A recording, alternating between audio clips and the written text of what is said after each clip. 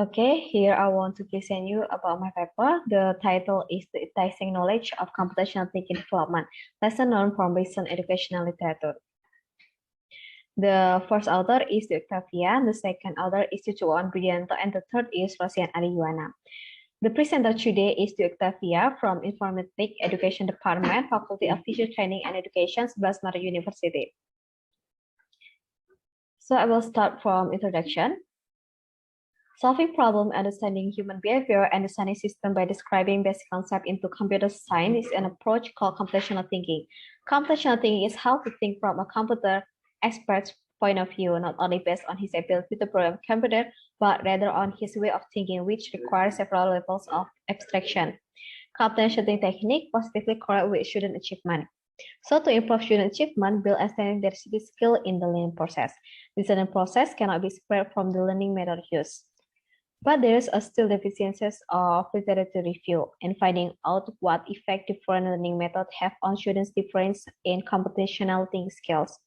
So this review will assist practitioners and scholars in finding appropriate ways and tools that can be used to develop a particular skill in the classroom according to the student educational level. The method of this research is a literature review.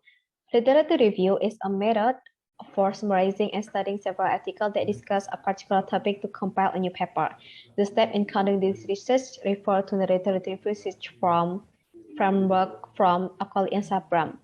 The initial review aggregated over 2064 articles indexed in ScienceDirect and Google Scholar published between 2015 and 2021, and 29 articles were included in this review. This study aims to help formulate the various learning methods used and how they affect developing student computational thinking. The party is discussion. Various studies have been conducted to build computational thinking skills through a variety of existing teaching methods. There are game-based learning, scaffolding, project-based learning, storytelling, and collaborative learning. The first is game-based learning. Developing thinking skill using game media has positively affected the student. The game-based learning method is the most popular and has been applied at all levels of education. The ease of using the game-based learning method may influence this because of the many gamification media computational thinking. By applying this method, the capabilities developed mainly center on decomposition, algorithm thinking, and evaluation. The second is scaffolding. The scaffolding method is more widely applied to develop thinking skill in students from early childhood to secondary school levels. By using this method, students can establish all computational thinking skills through the help of the teacher. So the method can be an excellent first step in introducing it to all students because there will be a guide from teachers of instructor, including students with special needs. The third is project-based learning. Most of the project-based learning methods are applied from elementary school to the university educational levels. It aligns with the learning process that requires student independence, so it will be challenging to implement it in early childhood education. This method involves students in the same process to project evaluation, so it has excellent potential to build computational thinking skill as well.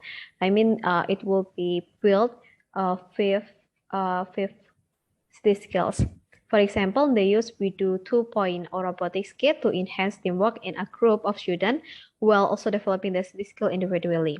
Scratch and Alice by paying attention to the students' learning attitude in dealing with problems shown through collaboration, communication, persistence, and creativity in coding their games.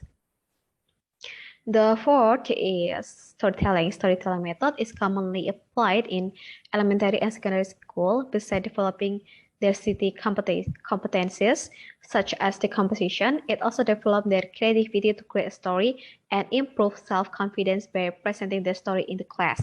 Nevertheless, there is a possibility to apply this method in higher education with different problems.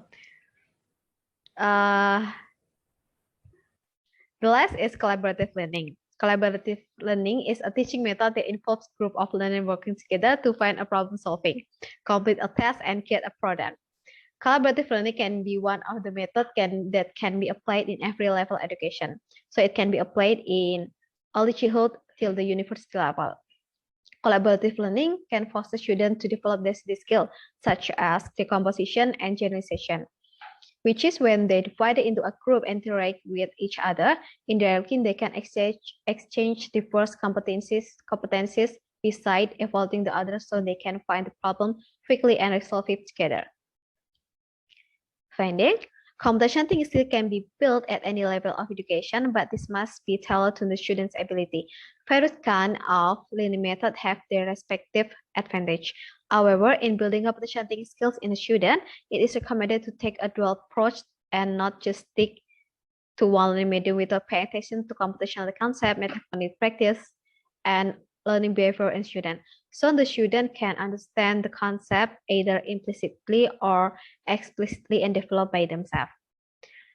So the conclusion is, besides introducing early childhood to the technology that has become the center of almost every job and discipline, computational thinking skill can also help children solve simple problems in general learning that do not involve coding skill. So even with the unplugged media, this skill can still be tough. Computational thinking can be developed through various learning methods such as game-based learning, scaffolding, project-based learning, and collaborative learning. The game-based learning method can facilitate instructor in the accessibility of the media used. Then the scaffolding method can facilitate the acceptance of material from the instructor to all students, including children with special needs. And project-based learning can develop overall city skill accompanied by an independent attitude and cooperation among students. These various methods will use multiple tools depending on the availability of facilities, cognitive age, and ability goals to be achieved. So this is the end.